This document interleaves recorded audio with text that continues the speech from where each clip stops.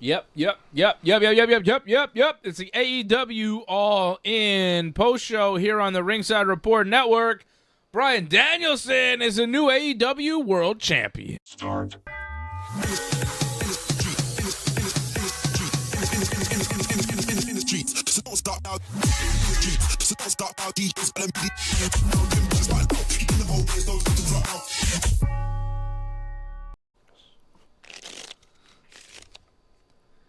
Yes, indeed. Or should I say, Yes, indeed. Bryan Danielson is your new AEW World Champion, and we're going to celebrate a little bit. I mean, come on. This is a Bryan Danielson championship victory. And if you watch the show, if you know the Ringside Report Network, if you know me, you know that this is a big deal. Bryan gets a crowning moment at Wembley Stadium in front of his children and his wife in an incredible match. I'm throwing it out there right away. Match of the night at an incredible pay-per-view from AEW. And Bryan Danielson gets a historic moment at the end of the show that we all get to witness and enjoy as he defeats Swerve Strickland with the LeBell Lock that actually he turned into a Regal Stretch with the second arm in to get the submission, get the victory, not retire as his career on the line in this match. Not only is he not retiring, he's the new AEW World Champion, and he may have a little title run on his hands. So this is quite an occasion. Years and years of losses and hope and sadness and failure as a Bryan Danielson fan, just hoping that one day they would say, no, he is the best. Give him the belt. Let's just do it. And they finally did it. Tonight was the night. Tonight was the time to do it. Bryan Danielson, your new AEW World Champion. And as I sit here, August 25th, 2024, Bryan Danielson is not only the AEW World Champion, but he is the greatest world champion in professional wrestling today. Cody Rhodes, a Gunther, bow down to your champion, to your chief, to your leader, Bryan freaking Danielson, the American Dragon. What a performance. It was great. Well-booked match, too. Really made you think, like, oh, no, actually, like, it felt like, oh, no, this is the spot where Bryan loses. The camera angle was placed perfectly. The announcers had that, like, kind of tone.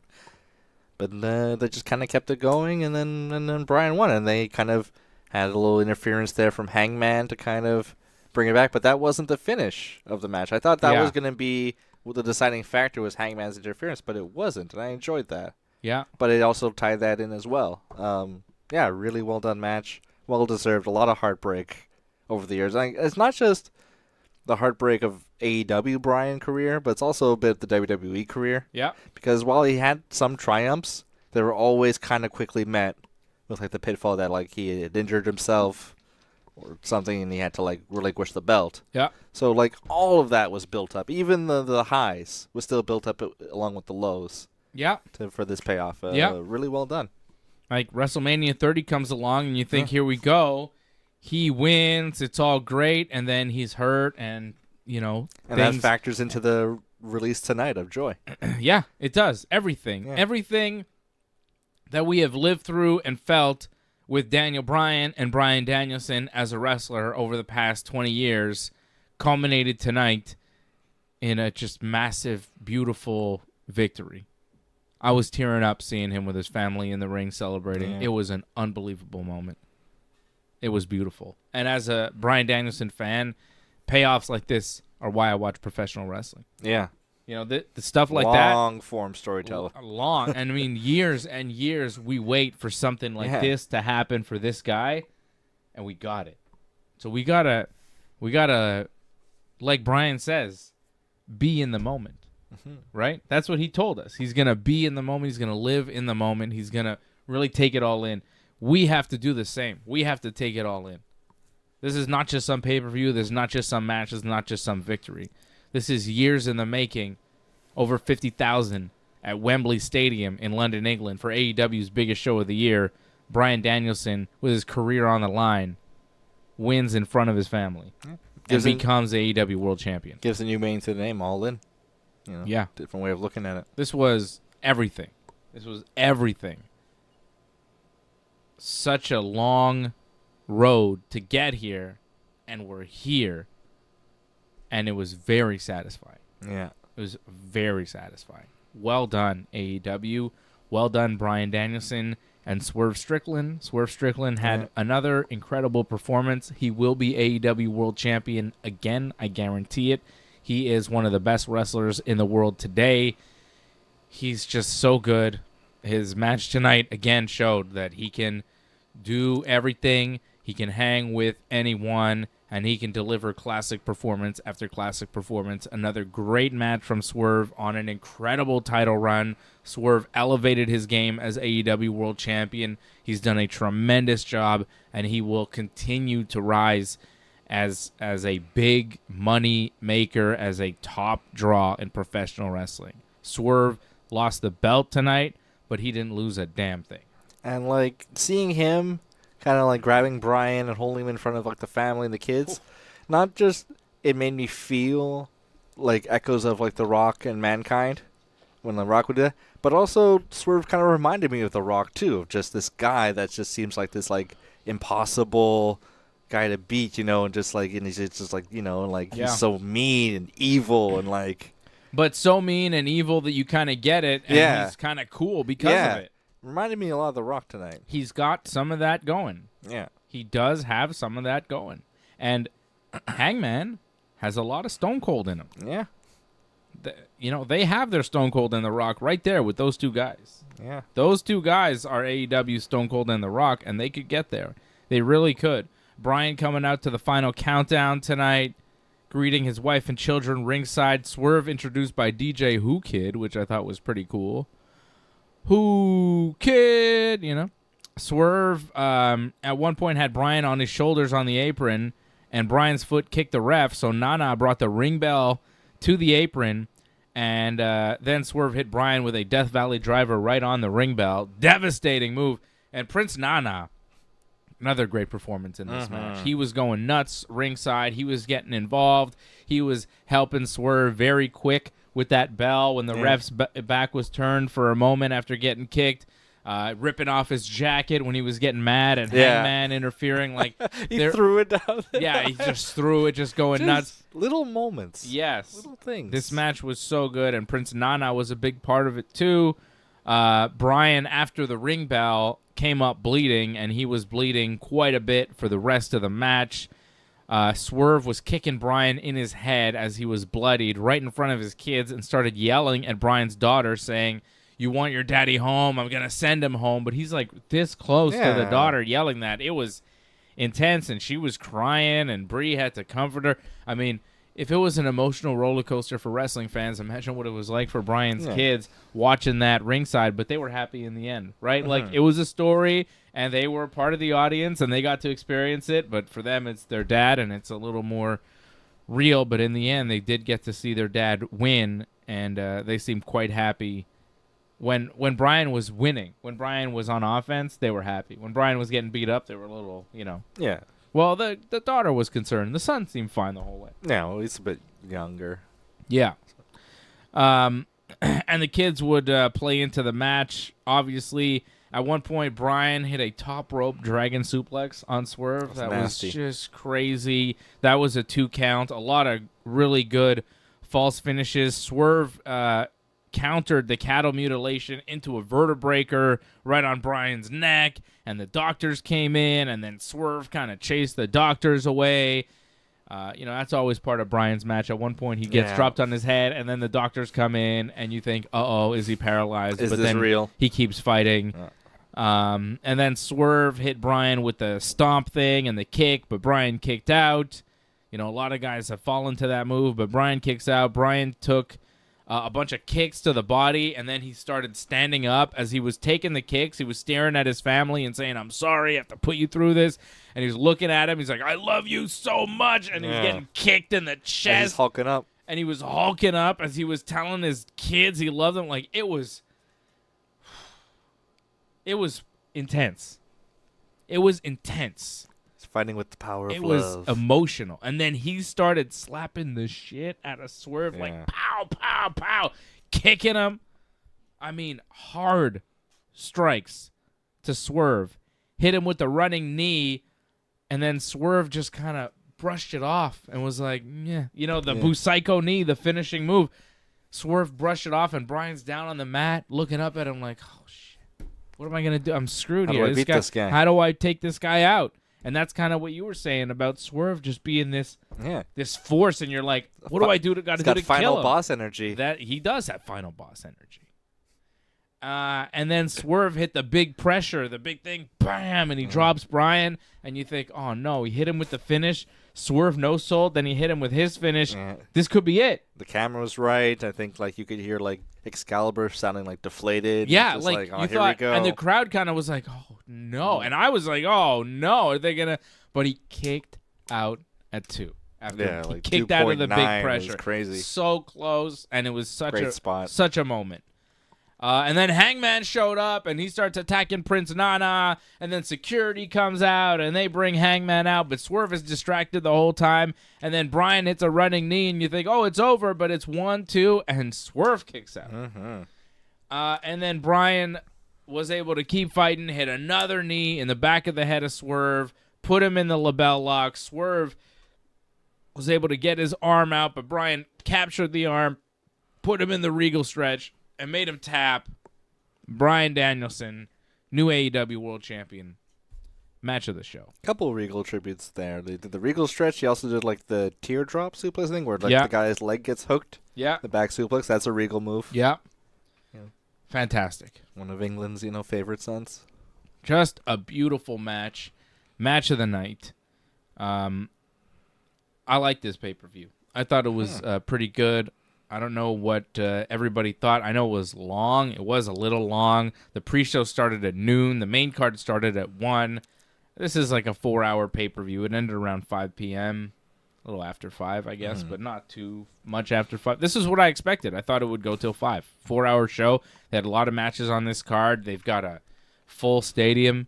They had a lot to do. This is their biggest show of the year. I don't know what people expected. I'm glad it was in the afternoon for us. I know it was the evening in London, but I appreciate these shows in the afternoon a bit more. Like if this was, 11 o'clock midnight, Eastern Standard Time, maybe I'd give the score a couple points down, for being kind of tired. Yeah. But this, I feel refreshed. Yeah, this was good. I like that it was on in the afternoon. Like, I don't mind a 4-hour show in the afternoon. Yeah. If this was like midnight, I'd be like, oh man. It's like watching a football game or something. Yeah. Yeah, exactly. It's like about the same amount of time. Sitting on the couch on a Sunday afternoon watching football, which, by the way, after doing that all afternoon today, watching 5 hours? 4 or 5 hours of wrestling, I have no idea how football fans do it every Sunday. Every Sunday. I couldn't handle it. It's too much. Yeah, it's not just the Super Bowl. It was a lot for me today. I was like, man. Like, watching the Super Bowl is enough football for me. So the fact that people watch, like, their team, and if your team sucks, I don't know how you're just watching them suck every week. Well, I guess if you're just watching one team, but some guys watch, like, the 1 p.m. and the 4 p.m. games, and then they got the satellite and package. then the nighttime games, too. Like, you could sit all day until the night, like, from 1 o'clock till, 10, 11 o'clock, I think, watching football if you wanted to. And some guys do. Like, I know people that do that. Like, during football season, it's all day, Sunday, every Sunday watching football. And I'm just saying, for me, sitting around on the couch all day on a Sunday, it was long. Like, I'm glad that AEW doesn't do this every Sunday. That's what I'm saying. This is the Giants' house. Yeah, that is true. That's right. I like the New York Giants if I'm going to pick a football team. And Doug Hepburn making some good points. He says the Yankees won as well, beating the Rockies, which was great. Another Yankees victory. Judge hitting 2 home runs. Aaron Judge now 51 total home runs for the season. Yankees in first place with another victory today. And my UFC parlay that I gave out on the show Thursday won as well. Fantastic. So I gave out a 2-fight parlay for the UFC card last night, Caio Borralho and Ryan Loder, and they both won. AJ went with Valentin, the favorite, and he was wrong. I went with American Wrestling, Ryan Loder, and of course that was correct because American Wrestling beats pretty much anything in the UFC. Except Russian wrestling, that beats everything. Yes. If you're Russian wrestling, you're better than American wrestling, usually in the UFC, although there are some exceptions. Valentin wasn't Russian. I think he was Swiss, and I was like, the Swiss are not known for their wrestling. I didn't know anything about either fighter. There was the Ultimate Fighter finale. I just said, I think I'm going to go with the American because usually wrestling beats whatever striking the Swiss dudes have, and that's what happened. That's what happened. Second round TKO. So I hope Doug won some money. Doug, he won as well. Oh, he went with Team Dave. All right, so Doug won some money with the UFC. I, unfortunately, didn't even bet the UFC last night, so I forgot, to be honest. So I wish I would have, because I would have cashed in again. Oh, well. But, hey, we had a lot of victories, right? Big weekend of victories. Yankees win. Bryan Danielson wins. And the Team Dave parlay wins for the UFC. So not too bad. Match of the night, again, I'm going to say Bryan and Swerve. Yeah, Bryan and Swerve. But there were several candidates. Before that, it would have been MJF and Will Ospreay for me. That match was awesome. It was great. I really liked Tony Storm and Mariah May. I think they told a great story there. I was surprised they went on so early. But they had a lot of matches to do. Yeah. A lot of great matches. Score on 10 for this pay-per-view. Great question. Let me before you give me the score on 10, let me just give you the results because I know some people didn't see the whole show. That's true. So the main event, Bryan Danielson defeating Swerve Strickland to win the AEW World Championship. Jack Perry defeats Darby Allin in a coffin match to retain the AEW TNT Championship.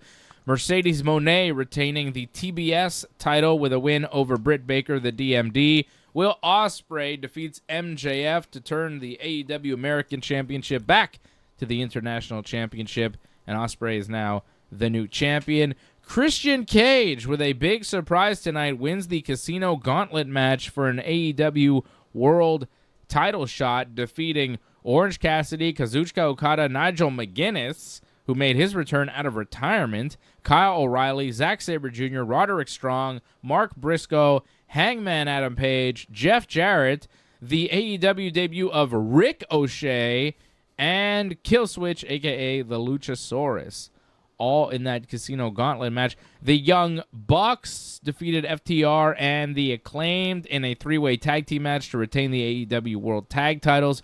Hook defeats Chris Jericho to take back the FTW title.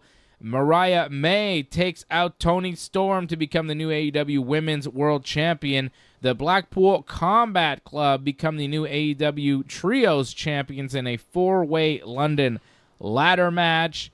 The Von Erich, Sammy Guevara, Katsuyori Shibata, and Dustin Rhodes defeat the Undisputed Kingdom and the Cage of Agony on the pre-show. Willow Nightingale and Tomohiro Ishii over Chris Statlander and Stokely Hathaway.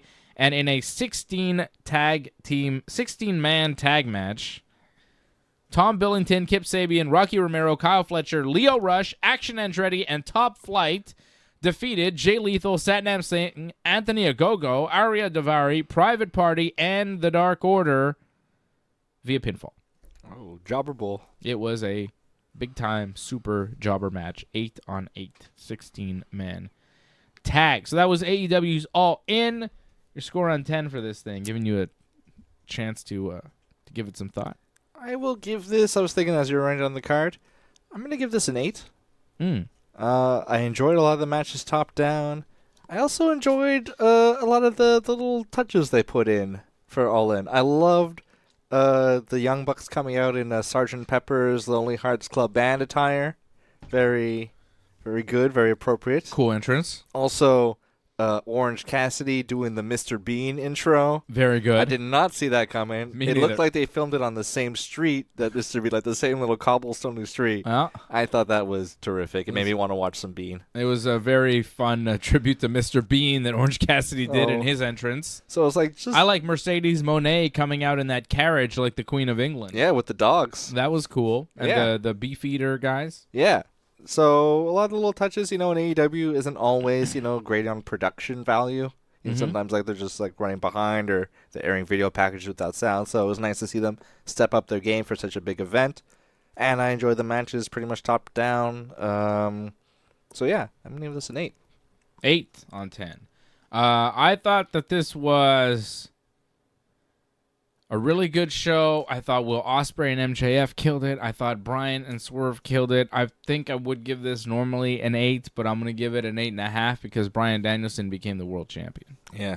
I thought this was like a solid 8 pay-per-view, but because of the moment at the end and all the emotion and everything, for me, it's got to get an extra half point just because Bryan won.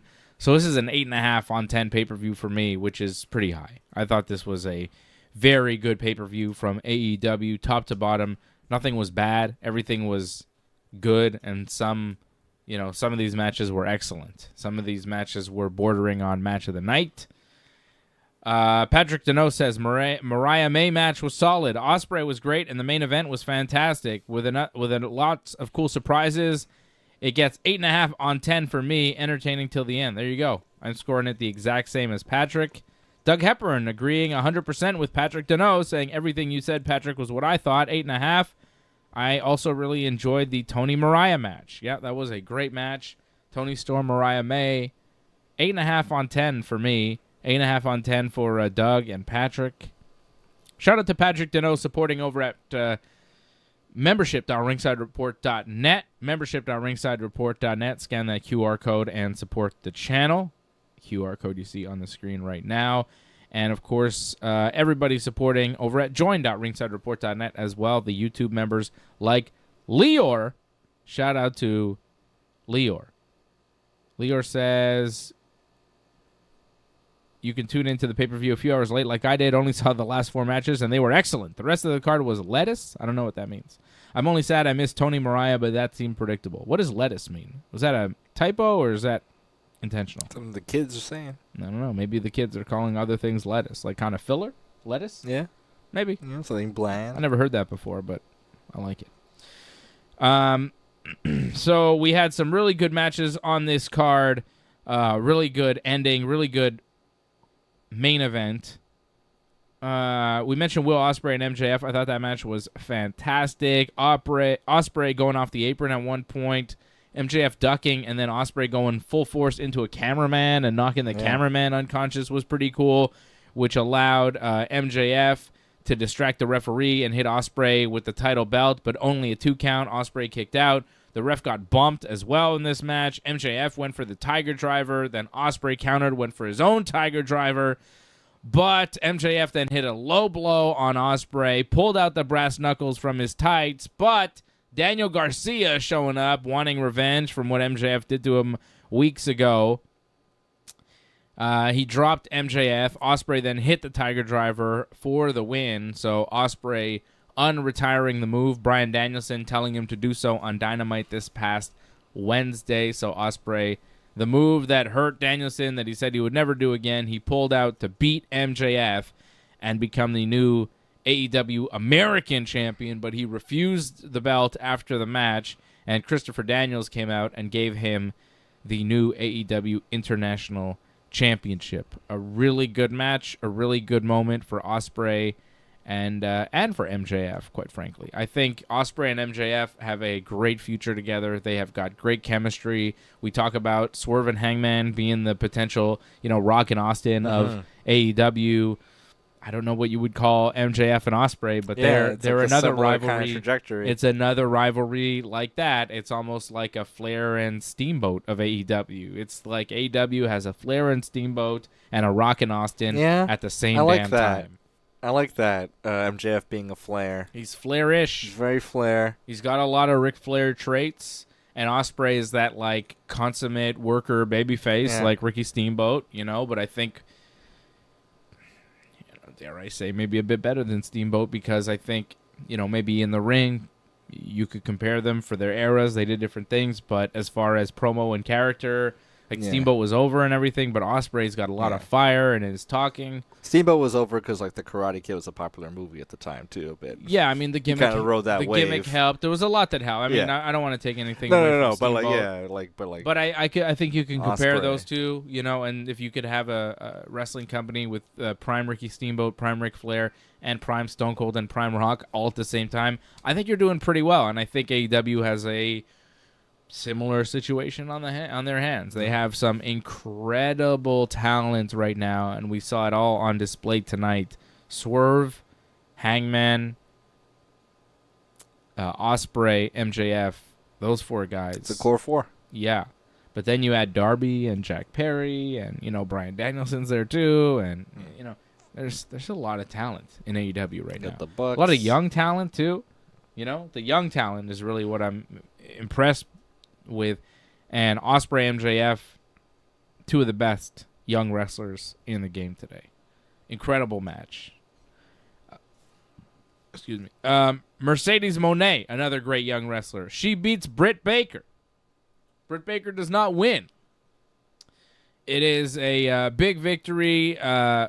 Mercedes hit Britt with a body slam from the top rope, which was just a scoop body slam. I mean, she was on the second rope standing, but she just scoop slammed her, bam, from the top into the corner. It was nasty, incredible move. And then she went to do it again later in the match, and she went, and in the air, Britt reversed and slammed Mercedes. It was one of the nicest moves that you'll ever see. It was just incredible stuff from Britt Baker and Mercedes. Britt, at one point, did the whole Eddie Guerrero thing where she faked getting hit with a chair by Camille, and then Camille got ejected. Camille. And I thought, wait a second.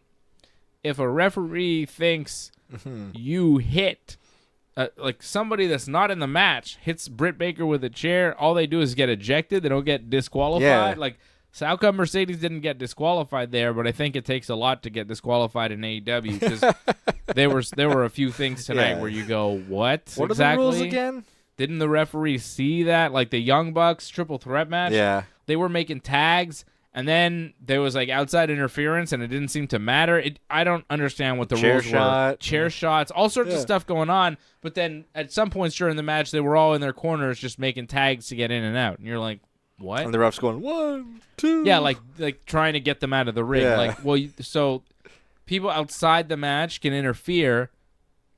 That's cool. The ref doesn't mind that, but Yeah. you It can't. loses its logic sometimes. But if you're in the ring too long while you're the illegal man, you could get what? Disqualified? Yeah, right. What are you counting for, dude? It's just, yeah, that match was a little weird as far as the rules, and this was too.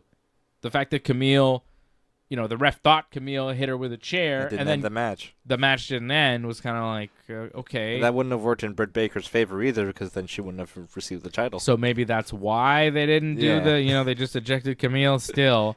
It didn't help Britt because she wound up getting pinned anyways in the middle of the ring. Mercedes hit the Monet Maker, and it was kind of an abrupt finish there. Monet Maker out of nowhere.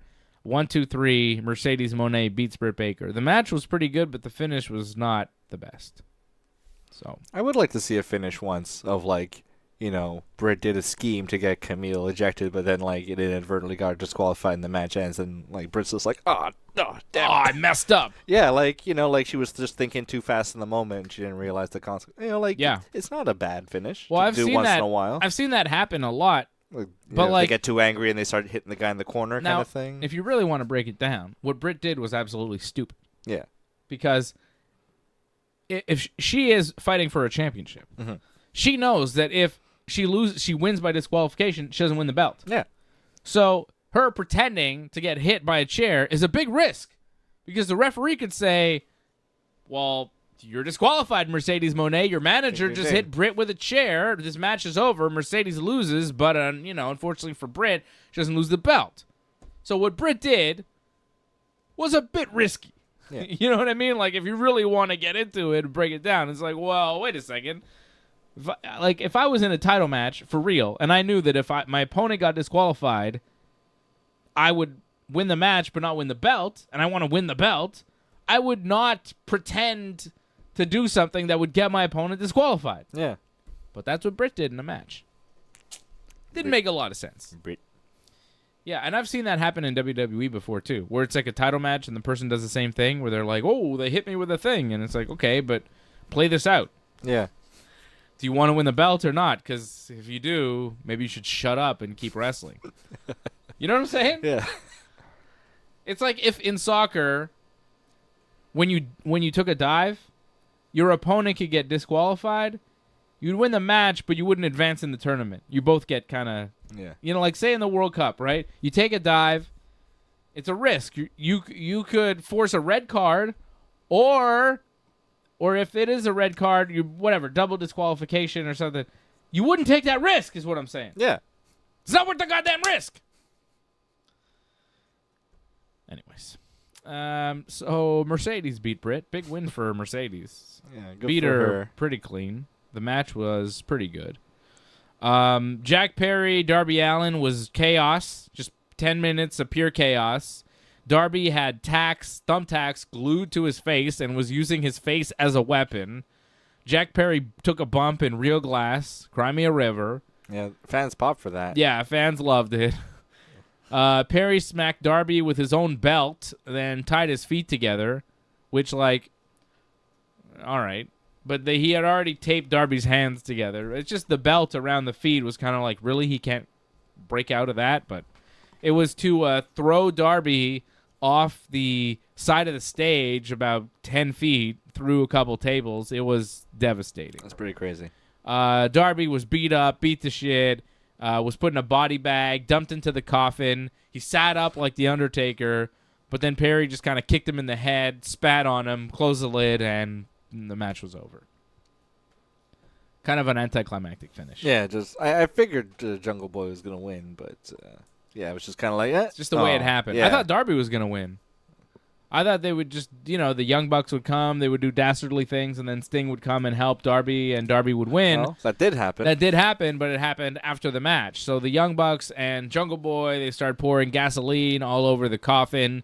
They're going to light Darby on fire, but Sting comes out, and he goes in the ring, and he clears out Jungle Boy and the Young Bucks, and they all go away, and then Sting stands there for a while, and then he's like, oh, yeah, and then he goes to get Darby out of the coffin full of gasoline because, I just think that if my friend was in a coffin full of gasoline and there were 3 dudes, assaulting him, but they had kind of backed off and they're in a ring, I don't know if my first move would be to go to the ring to fight the 3 dudes. I might, pop open the coffin, check on my buddy, and then go fight the 3 dudes. Yeah. But the Stanger, he wanted violence. He needs to fight. Stinger chose violence tonight. Yeah, and Sting, he had to watch out, too. They didn't try to light his hair on fire. It looked like it was covered in a coat of oil. Like it was so dark. And also, it's 3 men on one. How do you know you're going to survive that and you're not going to also be lit on fire with Darby? Oh, that would be crazy if they lit Sting on fire. I mean, you got a baseball bat. You got a baseball bat. Okay, you're the Stinger. You're pretty confident. Okay, but you're still fighting 3 men. And, what if things don't go your way in a 3-on-1 attack?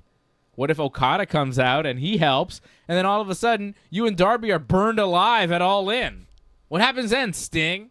Steve? I think the smart move would be to release your partner so at least it's a 3-on-2 attack instead of going into the ring, right? You know what I mean? Yeah. The logic there was a little lacking. You should have also brought RoboCop as backup. Always bring his good buddy. Always.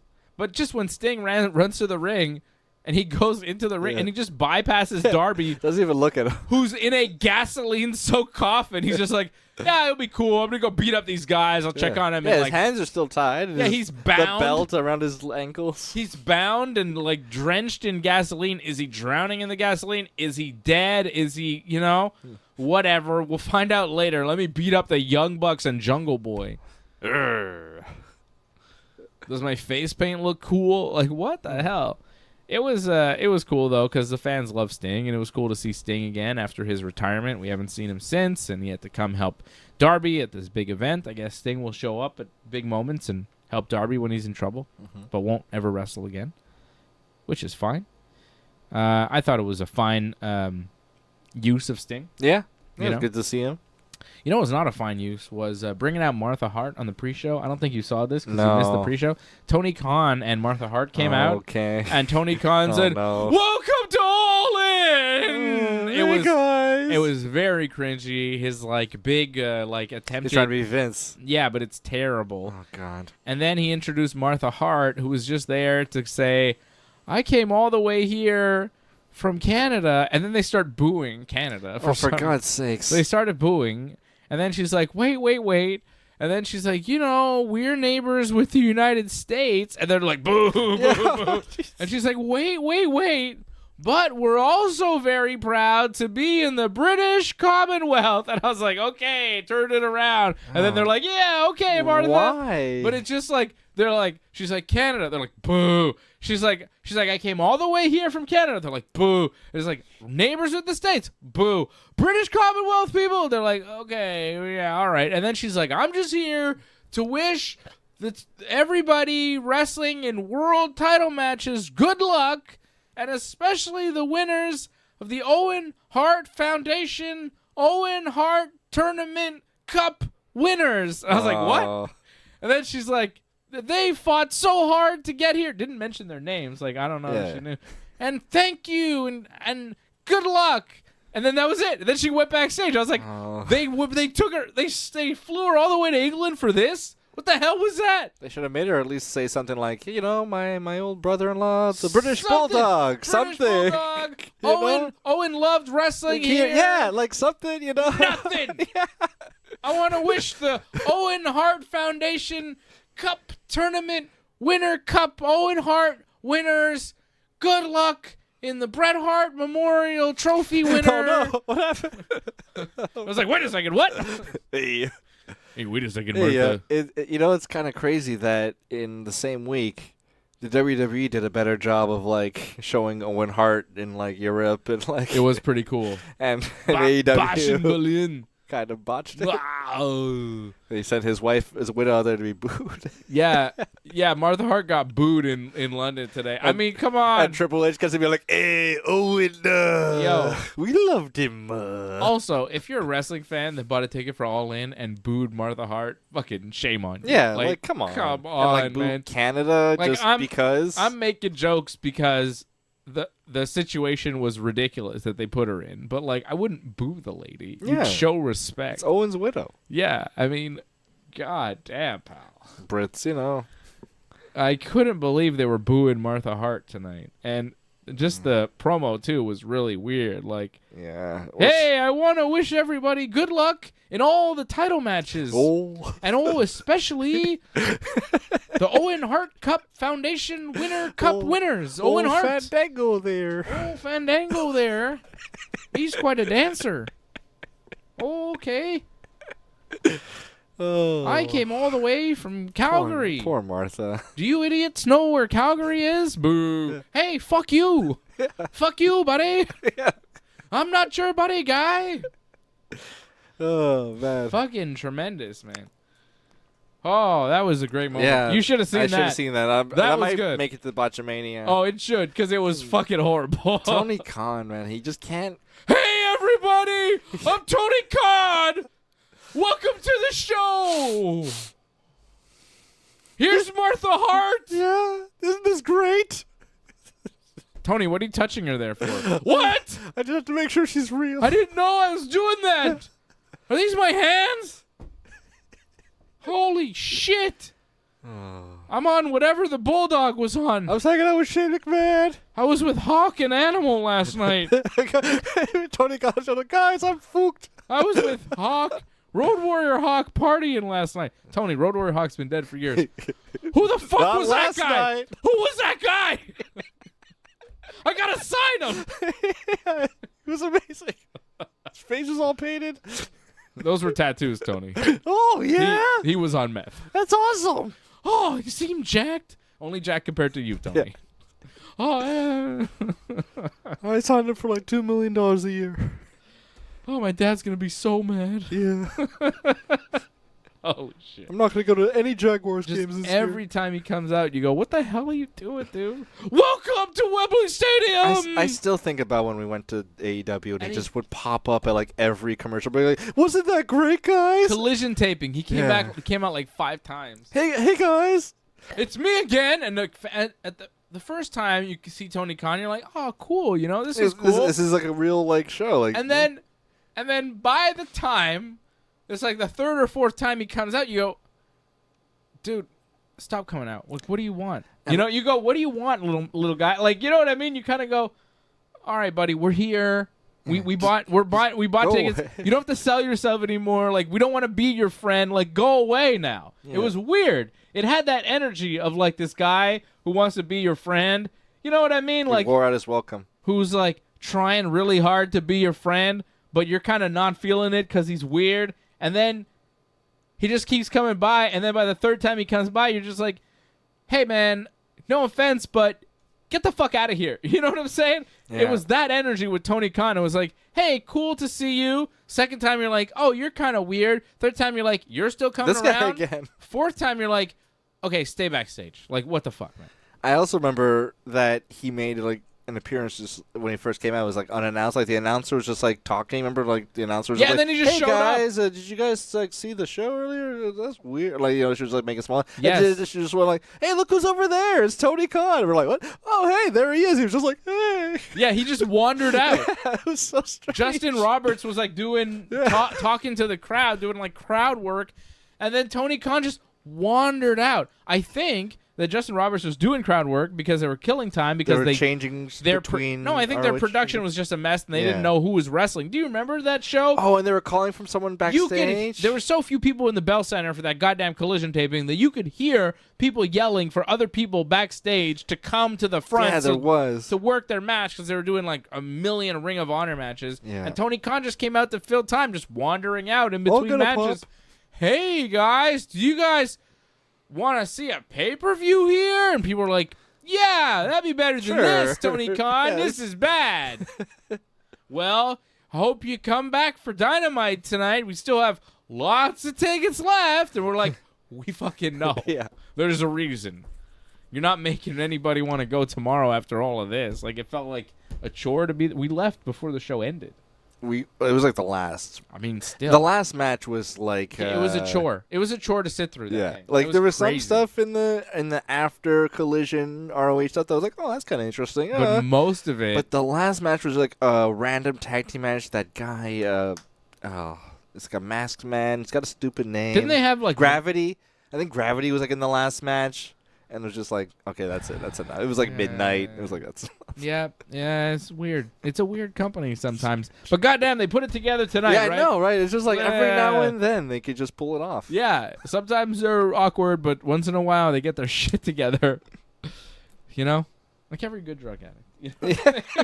It's like Chris Moltisanti. It's like their shit is kind of fucked up and all over the place, but every once in a while they can hone in on the right dosage and get their shit together and pull off something incredible where you go, how do they pull that one off? That's crazy. Then they collapse backstage. They are high functioning.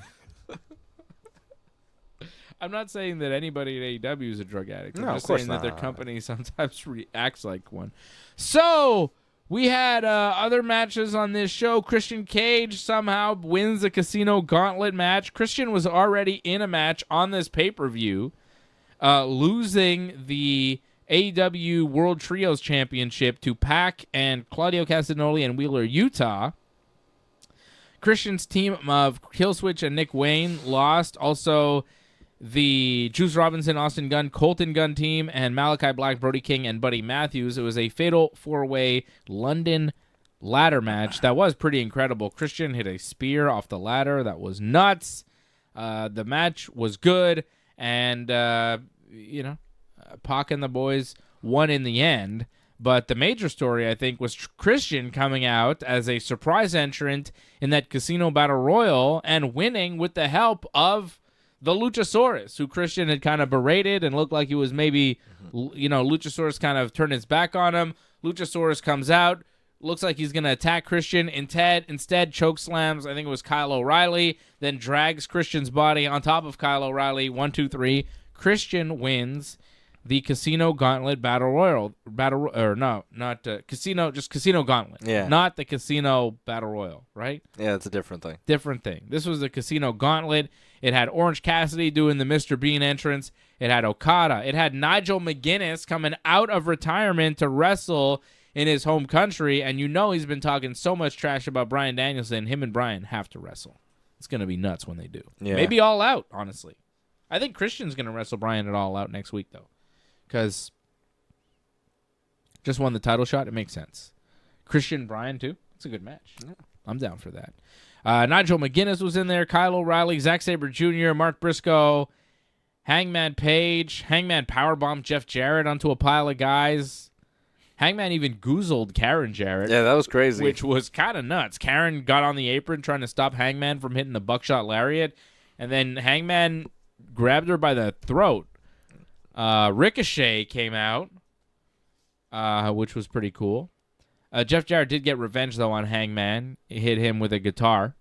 When Hangman went for another buckshot, Karen grabbed the leg, and then Jarrett hit him in the head with the guitar, and did kind of cost him the match. Classic Jarrett. Because it took Hangman out, and it allowed Christian to come out and eventually get the win and win the Casino Gauntlet. So Hangman doesn't get to win his title back, doesn't get another title shot, at least not yet. I thought he would. I thought this would be Hangman's night, but instead, it's Christian's night with help from the Luchasaurus once again. So he loses the trio's belts, but he gains a world title shot. I like it. Christian always wins. The Patriarch. The Patriarch. He's the best, man. And Ricochet in AEW, not bad. Yeah. Ospreay, like that's just waiting to happen. Yeah, there's history there. And I just wonder, about the promos, how that's going to go. Because he's a talented wrestler, but in order for him to be anything more than he was in the WWE, and I know a lot of people say, well, he wasn't given a chance and this and that. He was given plenty of chances. Yeah. If he's going to be something more in AEW, he's got to show a different side of himself, and he's got to show more talking ability than he did in WWE. Because if he doesn't, he's just going to be another one of the guys very quickly. Like, he's cool, he's good, he's talented, but there's a lot of cool, talented guys in AEW. A lot of guys that can wrestle in AEW. And if all you can do is wrestle, you're not really going to stand out. You got to wrestle and talk. You'll be in the trios territory. That's it. You're being Ring of Honor sooner than later. Yeah. So there's got to be some personality there with Ricochet. I hope it comes out. I hope he was held down and all his good ideas were left on the table and not allowed, in WWE, but I'm not sure about that. I don't know. I feel like I'm real worried it's going to be a lot of like references like you used to be in another company and and all that stuff. Like that'll be like his storyline is like, what are you doing here? Why aren't you up north or I don't know, whatever they say now. I hope they don't do that too much. Antoinette jumping on in the chat saying Bryan won in the end. What's with all the retirement stuff? I mean, the retirement stuff was because Bryan put his career on the line here. He was putting it out there. I think Bryan is starting to wrap up his career. I think Bryan is thinking about wrapping up wrestling as a full-time wrestler. But now with a title run, I think he'll go a little bit longer, and we'll see. I don't think Bryan's ever going to officially retire, though, and never wrestle another match. I think he loves wrestling too much. I don't think he could ever say, this is it, I'm done. His health forced him to do that at one point, and now his health is good enough that he can have matches like this. I don't think he's ever going to make the decision of not coming back. He fought so hard to come back. He doesn't strike me as a guy who'd say, oh, I'll never put the boots on. I'll never step between the ropes ever again. I don't think at any point he's going to say that, but I would see him saying, I want to take it easy. I want to wrestle less. Sure. Put my body through less. I hurt. I don't want to, be in a wheelchair in my 50s. Sure. I get it. But never wrestle again? I don't think so. I think Bryan will be in it as long as Sting was, if not longer. Maybe. I don't know. Sting had the ability, like he didn't hurt his body that much, he didn't have any like hardcore, super heavy bump matches. Even in TNA, those matches weren't really Sting's He didn't matches. wrestle a style like Bryan. Yeah, that's the thing I wonder about Bryan is that like he might want to come back, but maybe if as he gets older and his body slows down and he's not, in the ring shape. Yes. It might. But that's different. Mm-hmm, it's different. That's not what I'm saying. It's not his spirit. His spirit says, I'm going to keep going. As long as his body allows him to wrestle, he will. Yeah. And clearly, from watching the match tonight, he can. Yeah. But I don't know if he'll go as long as Sting did. Well, I don't know for how long. Yeah. I don't know if he'll go as long as Sting, but I'm saying if he is physically able, I believe he would. Yeah, I think if he was physically able, he would go as long as Terry Funk. He would wrestle until he died. I think if his Wrestling body can hold up, he will wrestle forever. Maybe a less like high impact style to Of him. course. Like he'll take fewer bumps. Yeah, but I think, as long as he can, he will. And he's the AEW World Champion right now. Mm-hmm. He won. Although Bryan Danielson does strike me as the kind of guy who is like, if I can't get dumped on my head, it's not a real match kind of thing. Like, if I can't give the best performance, maybe it's not worth it. Yeah, he might have. There may be some of that. He has a lot, like, his sense of, like, his critical sense of, like, his matches, I think, like, trumps everything else for him. Like, how he feels about his work matters more than, like, if the fans keep cheering for him or not, I think. Well, he can't be ashamed of his performance tonight. No, absolutely not. This was one of... He left it in the ring. Like, the fact that at this point in time, when we're talking about retirement for him, he delivered one of the greatest matches of his career again. Yeah. Says a lot about how great he still is. Delivered the match of the night on a fantastic pay-per-view full of young wrestlers that are nowhere near retirement. That's true. He delivers the match of the night every time he's in a big match on an AEW pay-per-view. Every time. The Ospreay match, the MJF match, like every time. It's always Bryan. He's the best. Like he said, he's the best wrestler in the world today, and he has been for the past 20 years. That's a long time. And it's goddamn true. Young Bucks beating the Acclaimed and the FTR to retain the AEW Tag Team titles. Father Butt, Billy Ass, Billy Gunn. Daddy Ass, Father Butts, Billy Gunn, whatever you want to call him. He hit Matt Jackson with a famouser right in front of the ref, but didn't seem to matter, even though he wasn't in the match. And they were still hitting tags. Yeah. It was just weird. The Bucks hit FTR bald with the tag team belt, and then the BTE trigger right in front of the ref. Like, they could use weapons, too. So why were they making tags? I still have no idea. And then they pinned FTR bald and won the match. And then a couple guys came out to confront the Young Bucks. And I'm not really sure who they were. I think they were the grizzled young vets from NXT UK. Yeah, I think they've been doing like some bits for AEW. I don't know. And this was like their big debut. The crowd kind of knew who they were because they're UK wrestlers, and like NXT UK, you might be more familiar. Like, if I you're think in the that UK area. fans were more familiar. But I it didn't wasn't know. a great thing to have them come out and like have. I hope they weren't expecting us to like understand who they were. As far as big return surprises, whatever on the show, it was not this. Oh, hell no. It was probably Ricochet. I can't believe Jamie Hayter's returns on the pre-show. Jamie Hayter's return, Ricochet debuting, but I think more than that, it was Nigel McGuinness coming out of retirement for me. That's crazy. And He looked good. Looked really good and opens up so many cool matches in AEW now if they have Nigel McGuinness wrestling any kind of schedule. Any kind of limited schedule, whatever.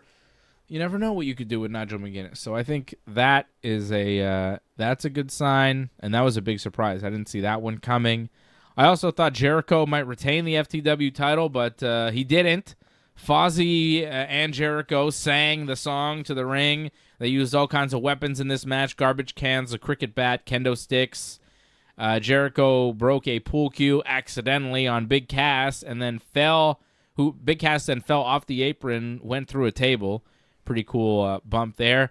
And Brian Keith was getting involved in the match. Taz, Hook's father, couldn't take it anymore. Put the Taz mission on Brian Keith.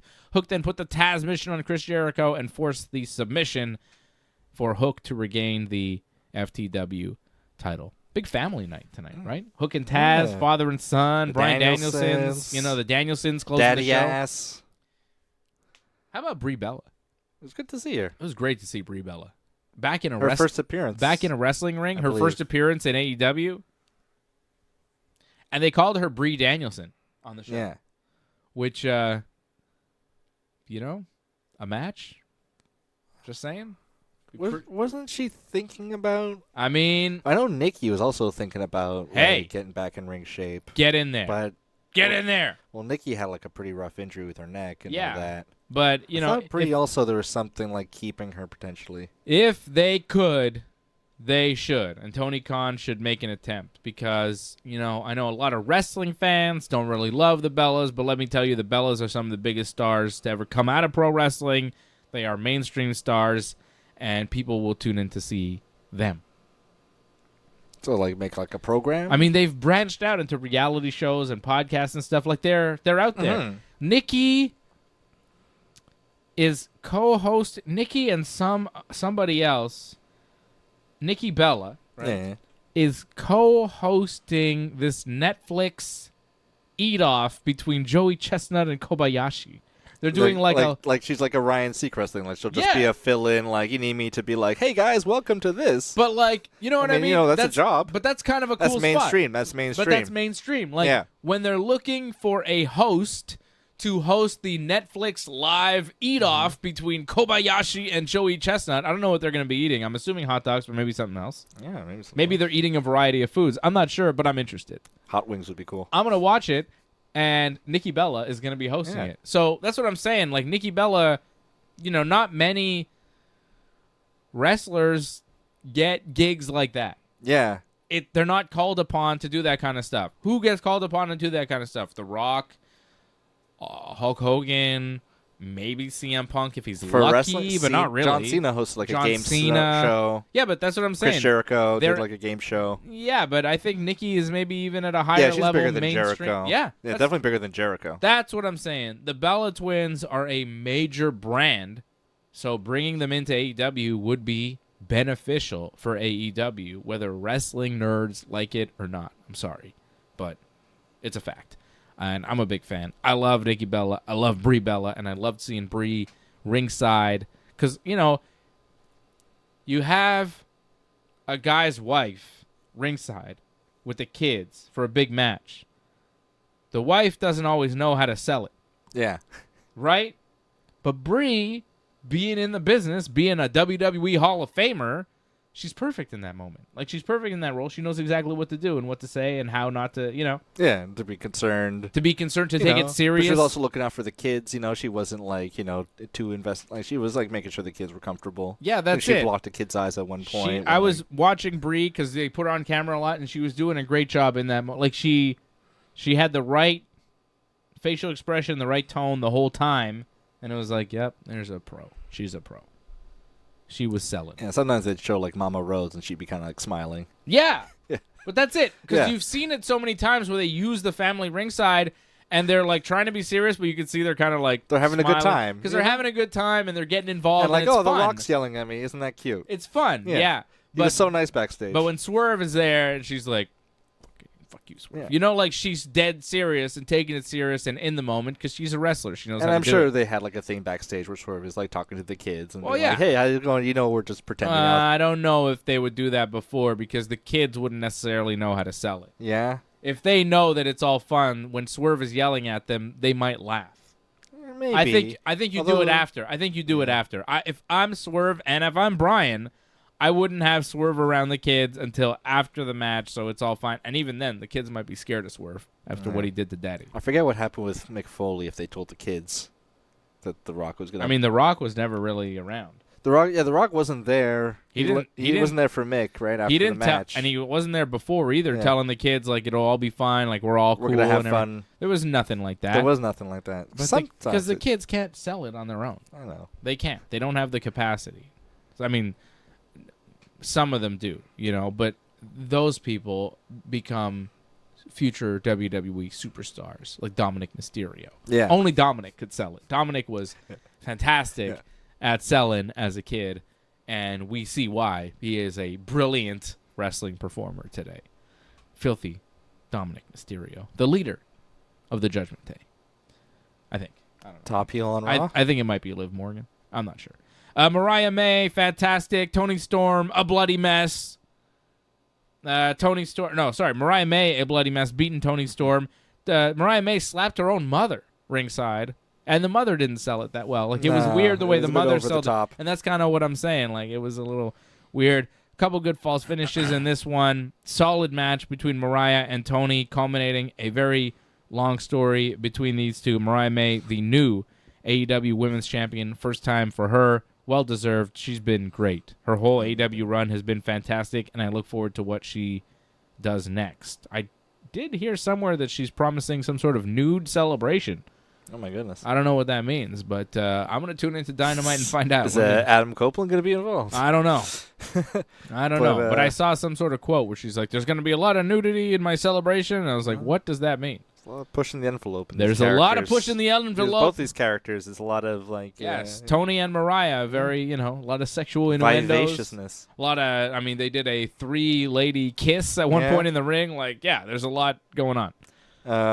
It's fun. I liked how Mariah May won with the Storm Zero, fully like saying like I have become you now. Like she's fully. Yes. I like that. It's great storytelling. It's kind of and like the movie that they've been kind of like talking about, like referencing a lot, was a movie All About Eve. Like Mariah's been saying, it's all about Mariah, right? And it's about a woman who like becomes someone's like protege, and then starts to like look more like her, and then eclipses her and takes her over. So and then finally becomes her. So her doing Toni Storm's finishing move is like a great kind of like way of just kind of putting the button on that. Yeah.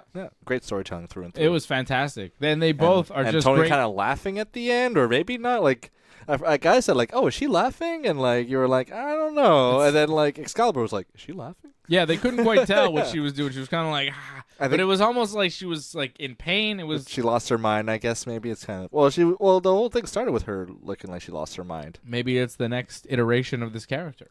Yeah. She's got to evolve. She can't go back to like rocker Toni Storm. She can't go back, and maybe this timeless Toni Storm thing has to kind of change and move on now that Mariah has broken her. A different era of film, maybe.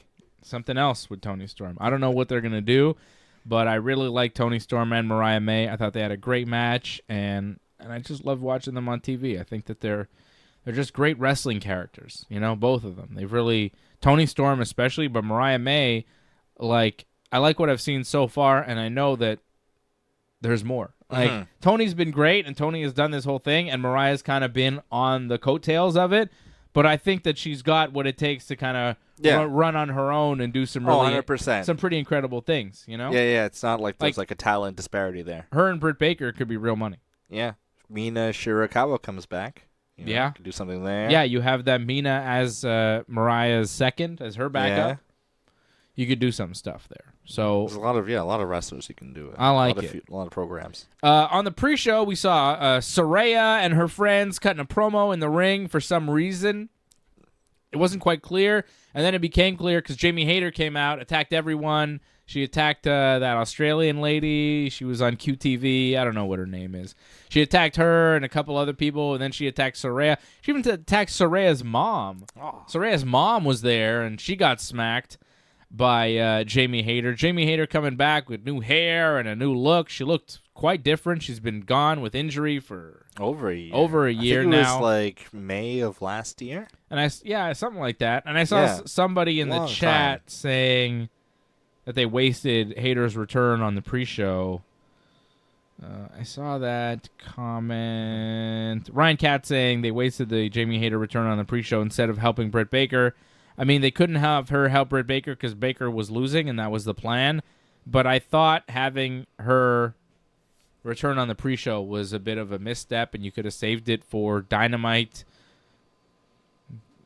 She was pretty over when she left. Yeah, like maybe save it for a bigger moment, a moment that could stand on its own on TV rather than on a pre-show, just kind of there. Because when you look back at AEW All In, and the headlines that came out of this show, we have a lot of new champions. We have a lot of returns. We have Bryan Danielson as the top dog once again. The headlines aren't going to say Jamie Hayter returns at AEW All In. They're going to say Bryan Danielson wins the championship. They're going to say Will Ospreay wins. They're going to say Ricochet makes AEW debut. Nigel McGuinness comes out of retirement. And, Jamie Hayter came back after a year-plus injury. One of the top stars, former women's champion. She's kind of an afterthought. And she shouldn't be because her return is a very big deal. So I think the return was botched.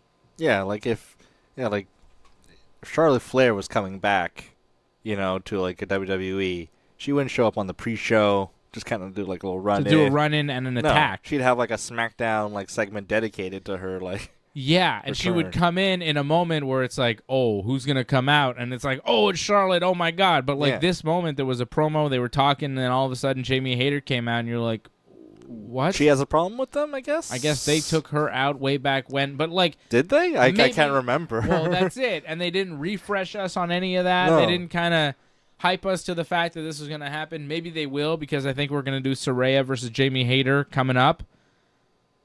And they'll probably do a video package or some promos to kind of explain the backstory and everything. But it did happen so long ago that it's hard to remember.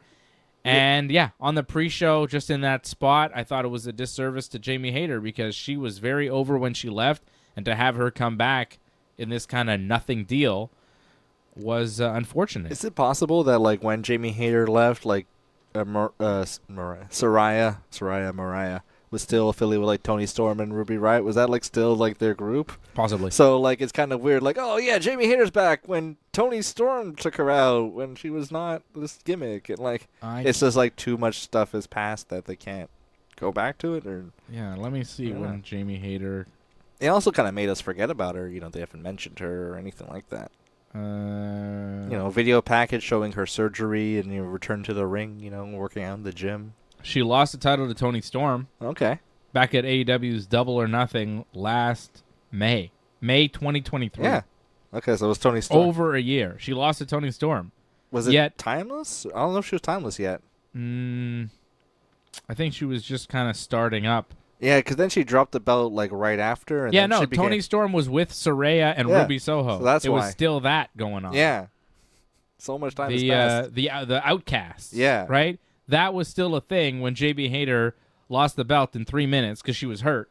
So she dropped the belt, and then she went away. It was still the Outcast. So Jamie Hayter should be getting revenge on not only Saraya, but also Tony Storm and the very pregnant, or possibly just given, I think she's pregnant, Ruby Soho. Yeah, they showed pictures. Maybe, yeah. Well, don't get revenge on Ruby Soho yet, but, just kind of weird that Jamie Hayter went after Saraya instead of Tony Storm, because Tony Storm was the one who beat her for the belt, put her out of action, but Saraya. Yes, that was a complete different, like, it was pre-timeless. That's it. That's what's funny about this, is that it happened so long ago, and you're like, oh, okay, what happened? And then we go back and we find out, it's like, oh, she lost to Tony Storm, so she's mad at Saraya for something that Saraya did when she was still spray painting people with Ruby Soho and Tony Storm. Yeah, and, like, I think Tony Storm dropped the belt, like, right after, and then she'd, like, start to lose her mind and become timeless. Right, and so why is Jamie Hayter only mad at Saraya? Yeah, she should have come out after, like, when Tony Storm was by herself in the ring. Jamie Hayter should just popped out again and be like, I'm mad at you too. Yeah. That actually would have been good, because then you would have been thinking more about Jamie Hayter. Yeah. Because it would have been like, oh, she attacked Saraya and Tony Storm, and then it would have brought it all back and be like, oh, yeah, because they took her out when they were together, so she hates them both. But that's not what happened. I think maybe an extra Jamie Hayter segment, like you do one on the pre-show, and then another one, like a surprise attack on Tony after, that would have been really shocking. But instead, they gave Tony her moment in the sun, and the fans cheering for her. But, yeah, the Jamie Hayter return... Fumbled. I like Jamie Hayter. She's a good talent. Yeah, I like her too. And I'm disappointed that her return was just not that eventful. However, the rest of the show was fun. The rest of the show was good. And I'm giving AEW's All In an 8.5 on 10. And, of course, the Bryan Danielson Swerve Strickland match is the match of the night. Shout out to all the members checking in this evening. Patrick Deneau, Antoinette, CSL Lorne, Kyle Salisbury. Kyle says, thrilled to see the American Dragon go over. He deserves the belt versus all the putting over he has done, which will also elevate who he puts over for the title. Exactly. Well said. Doug Hepburn, shout out to Doug. Shout out to Leor. He says, Tony Khan and Martha Hart need to stay off TV. That segment was maximum cringe. Yup. I agree.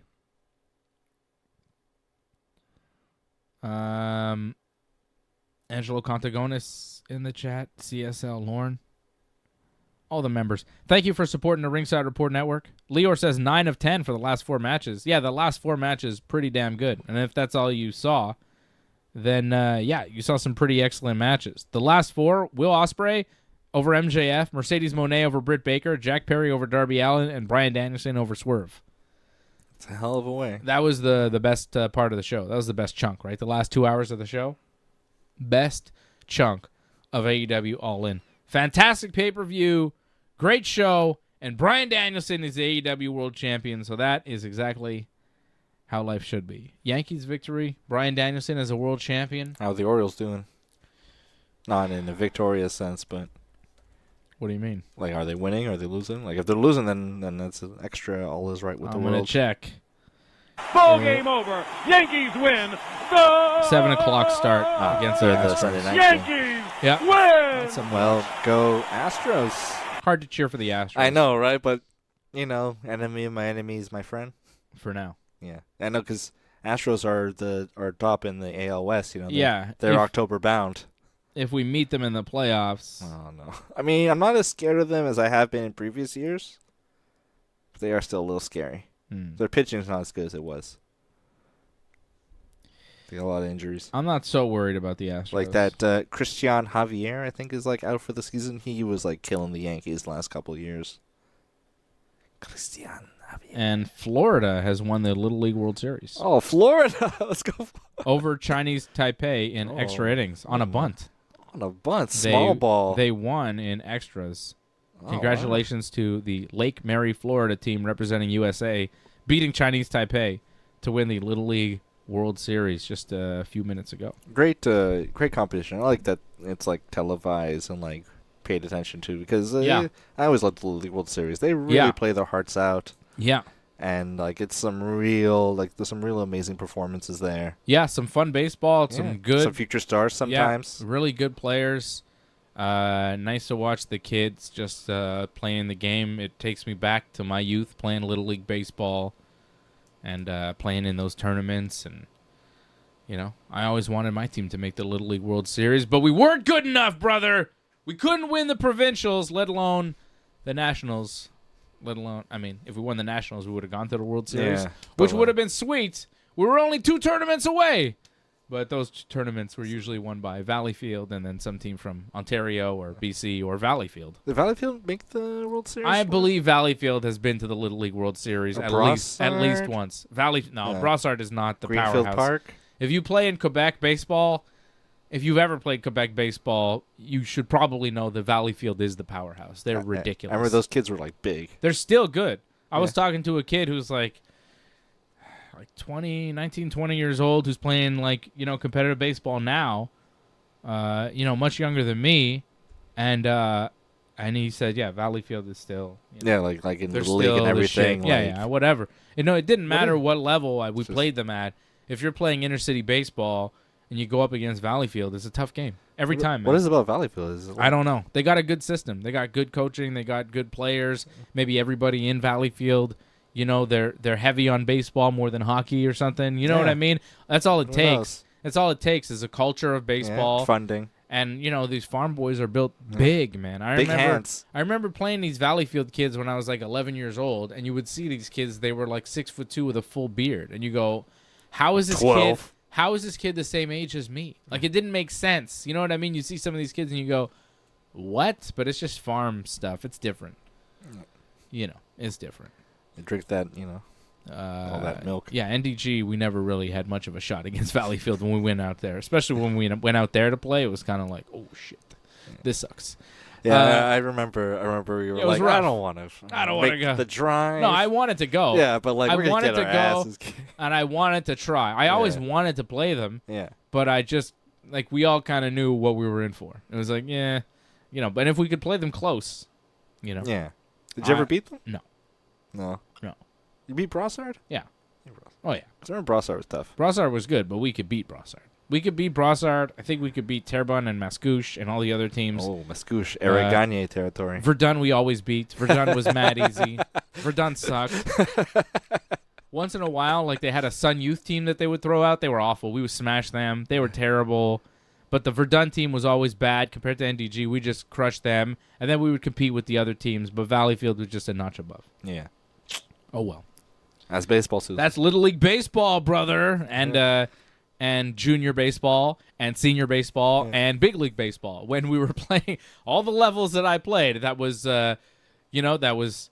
T-ball. Valleyfield was good, and the T-ball provincials, they were good. In the minor provincials, they were good. In the major provincials, which is Little League, in the junior, in the senior, and in the big league. I played them at all levels, and they were always fucking good. And they didn't, they made it once, but that goes to show the teams that usually make it. BC and Ontario. Yeah. Usually BC. Yeah. BC is usually the powerhouse of baseball in Canada because they have play the all best year? weather. Yeah. Yeah. They have the best weather, and that's really what's going to help. That's why. I wonder if Larry Walker's investing in a youth program out there, Probably or not. something. Probably not. I don't think he's that generous of a man. Oh. But yeah, BC usually, because the weather is good, they have more playing time. You get more playing time, you get more practice, you get better. That's why in the States it's Florida, Texas, California. Yeah, California is a hotbed because, hey, man, it's really good baseball weather. And also, your Little League coach might be a former major leaguer. Yeah, because there's a lot of... Well, that's it, too. because the weather breeds the players, which breed the talent, which breed the experience, which breeds more talent and more experience and more... It's a system, right? That's how it works. Valleyfield. It's who's your kid's coach? It's Chuck Knobloch. Valleyfield has a good system. You know what I mean? It's Well, that's it. Who's your... Oh, I went to Garrett Cole's summer camp. It's you what? Yeah. He taught my kid how to throw a slider like he does. What? Exactly. Yeah, he lives over here. Yeah, he's a good guy. Well, that's it. A lot of... And his brother-in-law, Brandon Crawford of the Giants, Gold Glover. A lot of great ball players, live in Florida and California. Yeah, in Texas. In the off-season, too. So, Yup. It's good to be a ball player out there. Baseball is great. The Yankees won. Everything's good. Wrestling is good. We did it. Brian's the champion. And I'll be back Thursday night with Freddie and AJ for Ringside Report MMA. We will be talking about something in the UFC. There's no UFC card next Saturday. But you know what is next Saturday? WWE's Bash in Berlin. And we will be on right after the Bash in Berlin. I think it will be around 4 p.m. Eastern time. Be there or be jailed. Papers, please. It's the Bash in Berlin. Do you have a problem with that?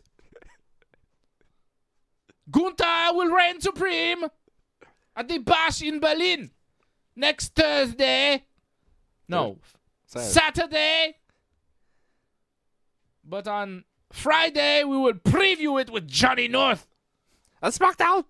After SmackDown. Super chat. What is your problem? You don't like SmackDown? You don't like Berlin? You don't like to bash? Fucking Germans, man. Yeah, man. Intense people. It's a fun accent. It's still an accent you can do and not be called racist. I don't think you can make fun of Germans and be called racist. They've done a lot of racist shit in their time. I gotta say though, for as severe as the German has given to, I got to find the softer spoken German a little more scary. Yeah, it's weird. I don't like that. Don't worry, it'll be over soon. How come Arnold? How come Arnold Schwarzenegger is the only Austrian that talks like that? How come Arnold always talks like this? How come no other Austrian talks like Arnold Schwarzenegger? Maybe they do in Vienna. It doesn't make any sense. You know what I mean? I don't get it. Why is Arnold the only Austrian who talks like this? Gunther is Austrian. He doesn't talk like Arnold Schwarzenegger at all. The biceps, the triceps, the deltoids. What's going on with Arnold Schwarzenegger? There's a bomb in there. People do the impression but never realize that he doesn't sound like any other fucking Austrian man. Wow. Why? What the fuck is that? You know what I mean? Yeah. Gunther's Austrian. Arnold rules, though. It's Arnold. Doug Hepburn dropping a super chat. He says, "Go Tigers." Well, good luck to you with that. And Kyle Salisbury says, "Move over Vince and Triple H impression. The German accent for the win." Smackdown. Yeah, we're going to watch Bash in Berlin next week. It's going to be so much fun. Eat some chocolate. And we're going to eat lots of chocolate. Now I'm just doing, what's his name? Yes. You're doing Uter? No, I'm not doing Uter. I'm doing the guys that buy the power plant. Oh, yes, we Germans, we come from the land of chocolate. Oh, Hans and Fritz? Why, that's like John and Frank over there. That's right. We Germans, we love the chocolate. Yes. It's the land of chocolate. Phil Hartman is the fat one. Oh, yeah? Horst? Yes. You've been safety inspector for 2 years. Hello. I'm a German. I wonder if Germans are mad offended. You know what? Fuck it. I mean, at this point... You're not allowed to be offended, Germans. Yeah. You're not allowed. you know. Can Germans be offended by Like- by a couple of Jewish guys doing funny German accents? I don't think they I got don't the know. leg to stand on. It's like at if this they watch point. a Mel Brooks movie and like are offended. Like, come on, Yeah, sorry, buddy. you can't enjoy Blazing Saddles. Sorry, dude. I think we get a pass, Germans. Yeah, You know what I mean? you get a pesh for that. Yeah, I think it's cool. All right, guys. Springtime. We've had some fun. We've done some accents. We talk like Arnold Schwarzenegger. And now we're going to go all the time. No, we're gonna go watch the Orioles lose to the Astros. How about that? How about that? How about that? How about that? All right. Johnny and I will preview the Bash in Berlin on Friday on Wrestling Uncensored, right here on the Ringside Report Network. Thanks for sticking with us to the end. We would really appreciate it if you could help us spread the word. You know the drill. Hit that subscribe button, flip those notification switches. We are an audience-supported network, so consider becoming a recurring supporter at membership.ringsidereport.net. Check out our website at ringsidereport.net. Hope to see you again next time, and have a good night.